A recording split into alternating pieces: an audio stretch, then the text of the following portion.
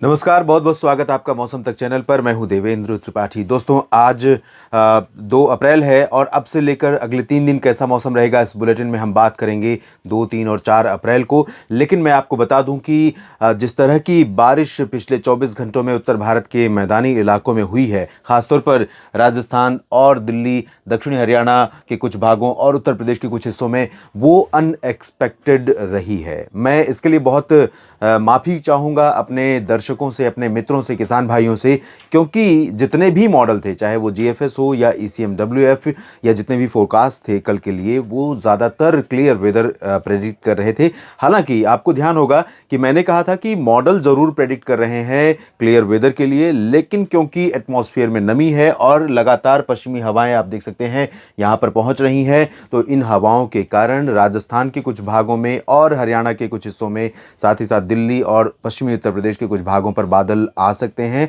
और ये convective clouds हो सकते हैं, इनसे बारिश भी हो सकती है। और वही हुआ है जिसकी प्रोबेबिलिटी बहुत ज़्यादा नहीं थी, लेकिन वो ज़्यादा हमें देखने को मिली है, जिससे काफ़ी नुकसान पहुंचा है इन भागों में। और इसका मुझे बेहद दुख है क्योंकि इसका अनुमान हम लोग नहीं लगा सके। फिलहाल पिछले 24 घंटों के दौरान जो बारिश रिकॉर्ड की गई है, लगभग 50 शहरों की बात मैं करूंगा।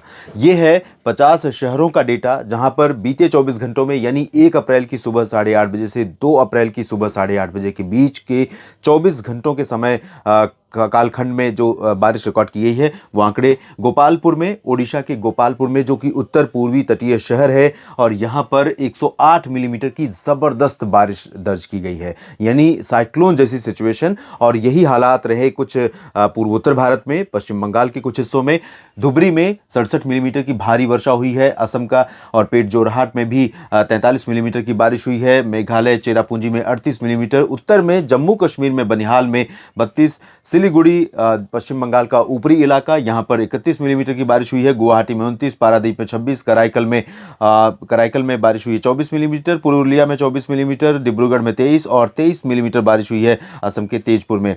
इसके अलावा बाकी शहरों की अगर मैं बात करूं तो डायमंड हार्बर में आप देख सकते हैं 22 मिलीमीटर है बारिश का आंकड़ा, शिमला में भी 22, बालासोर उड़ीसा में 21, जम्मू में 20, रोहतक हरियाणा का मध्य क्षेत्र जहां पर 19 मिलीमीटर बारिश रिकॉर्ड की गई, लेकिन इसका इंपैक्ट जो है इस आंकड़े से कहीं ज़्यादा रहा। ऊटी में बारिश हुई 17 मिलीमीटर, मनाली में 15, रांची में 14, पंतनगर में 14 और पासीघाट में भी 14 मिलीमीटर बारिश, टिहरी में भी 14 मिलीमीटर वर्षा रिकॉर्ड की गई। साथ ही साथ बारापानी में आप देख सकते हैं आंकड़े 13 मिलीमीटर के हैं। जगदलपुर दक्षिणी छत्तीसगढ़ का हिस्सा, जहां पर उम्मीद थी बारिश की, और यहां पर बारिश हुई 13 मिलीमीटर। उत्तरी लखीमपुर में 13, देहरादून में 12, सुंदरनगर में 12, भुवनेश्वर में 11, कोंटाई में 11, गंगटोक में 11, बांकुड़ा और कूच बिहार, जलपाईगुड़ी, मंडी, इन सभी क्षेत्रों में 10 मिलीमीटर वर्षा रिकॉर्ड की गई है। मिदनापुर में आप देख सकते हैं 10 मिलीमीटर और श्रीनगर में भी 10 मिलीमीटर की बारिश हुई है।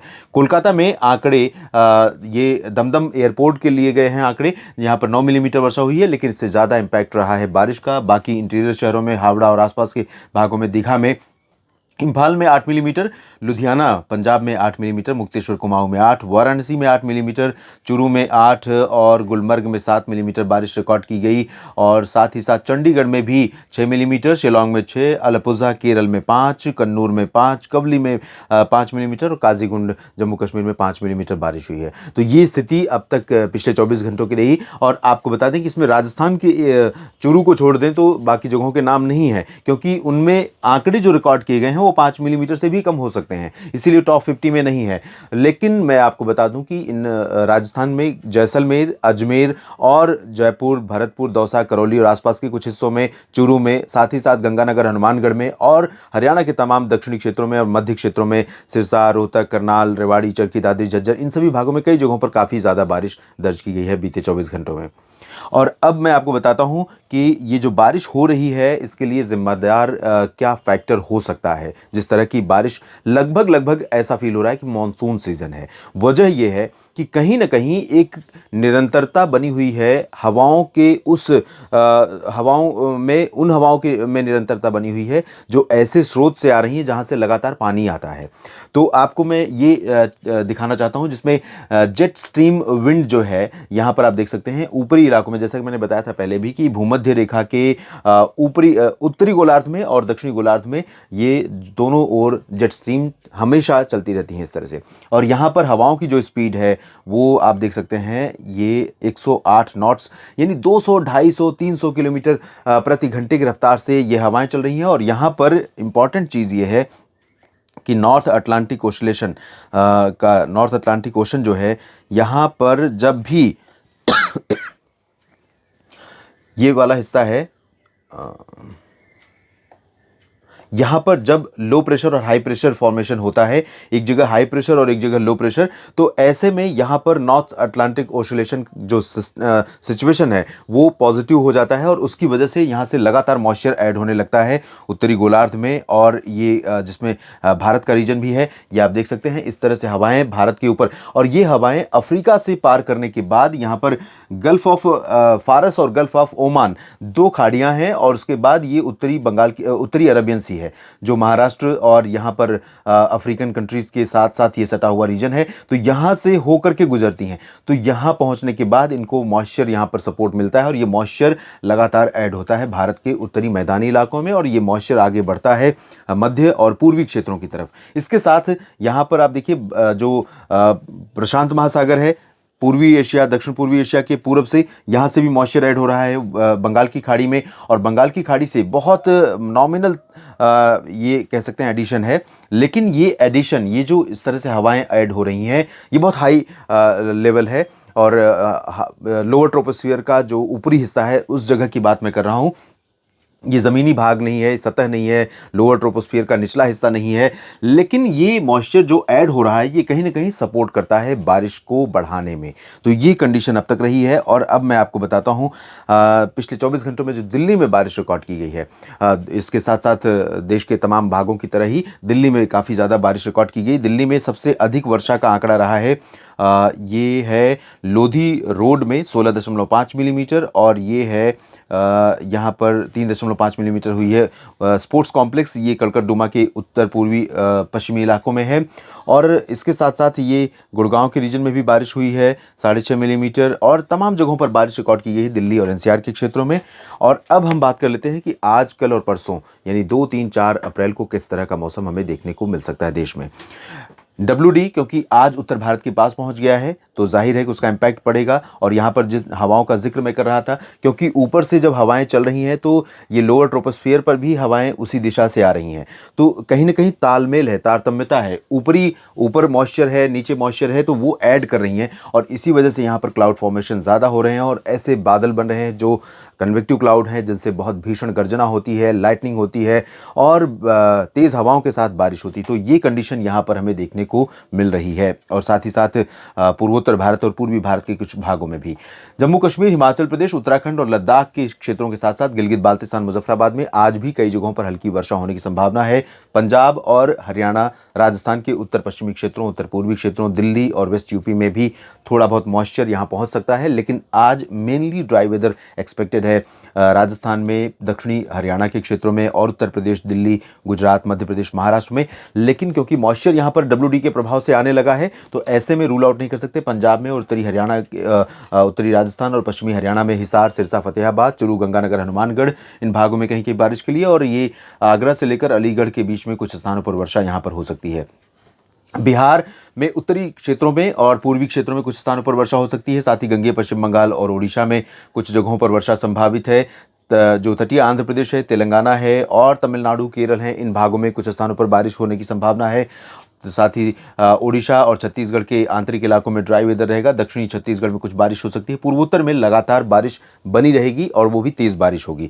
ये आज की स्थिति है 2 अप्रैल की। और 3 अप्रैल की बात अगर हम करें तो 3 अप्रैल को पूर्वोत्तर भारत में देखिए बारिश में कमी आने की संभावना नहीं नज़र आ रही है ज़्यादा। लगातार बारिश की गतिविधियाँ यहाँ पर बनी रहेंगी। अरुणाचल, असम, मेघालय, नागालैंड, मणिपुर, मिजोरम, त्रिपुरा, सिक्किम और उप हिमालयी पश्चिम बंगाल में भी कई जगहों पर बारिश होगी। जबकि पश्चिम बंगाल के गंगीय क्षेत्रों, झारखंड, बिहार, उत्तर प्रदेश में लगभग सभी जगहों पर और छत्तीसगढ़ में अधिकांश इलाकों में, मध्य प्रदेश, महाराष्ट्र में अधिकांश भागों में ड्राई वेदर रहेगा। लेकिन क्योंकि WD और करीब पहुंच जाएगा, सर्कुलेशन यहां पर राजस्थान के ऊपर आ जाएगा, हवाएं लगातार और बढ़नी शुरू हो जाएंगी, तो गुजरात पर भी बादल बढ़ेंगे और राजस्थान, पंजाब, हरियाणा, दिल्ली, वेस्ट यूपी पर भी बादल बढ़ेंगे। बारिश की संभावनाओं की बात जहां तक है तो पंजाब में कई जगहों पर बारिश तेज हो सकती है, हरियाणा में कुछ इलाकों में बारिश तेज हो सकती है, वेस्ट यूपी में और दिल्ली तथा उत्तरी राजस्थान के कुछ भागों में कल फिर से बारिश की गतिविधियां बढ़ सकती हैं। चूरू, गंगानगर, हनुमानगढ़, जैसलमेर, बीकानेर और आसपास के कुछ एक इलाकों में वर्षा यहां राजस्थान में एक्सपेक्टेड है। जयपुर, अजमेर और भरतपुर, दौसा, करौली, धौलपुर में भी बारिश की